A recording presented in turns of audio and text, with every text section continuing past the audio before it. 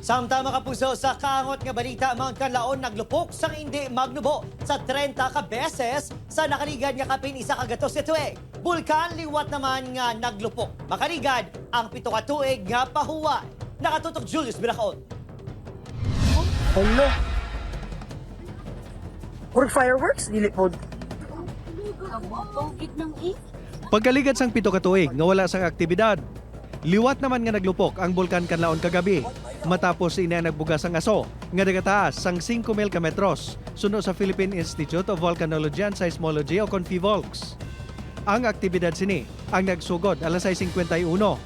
Halin sang 1866, ang paglupok sang bulkan ang lonsay phreatic ukon paglupok nga tugas sang steam ukon mainit nga tubig sa idalom sang duta tugas sang lava.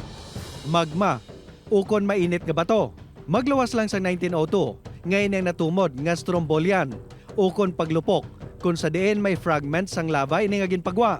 Base sa datos sang GMA News, humalin sang 1866, hindi magdubo sa 30 ka beses nga naglupok ang bulkan. 2003, sang pila ka beses nga naglupok ang bulkan. Ini nagluntad sa mga bulan sang Marso, Hunyo kag Hulyo. Sang 2005, ini nagluntad sang bulan sang Enero, Marso, Abril kag Mayo. Kag sang 2006, ina ang pila ka beses nga nagluntad sa mga bulan sang Hunyo kag Hulyo. Sang December 2015, na-record naman ang pinakamadamo nga beses nga naglupok ang bulkan, kung sa diin, ina nagluntad sa sulod sang 9 ka beses. December 2017, katapusan ini nga naglupok, antes nagliwat naman kagabi.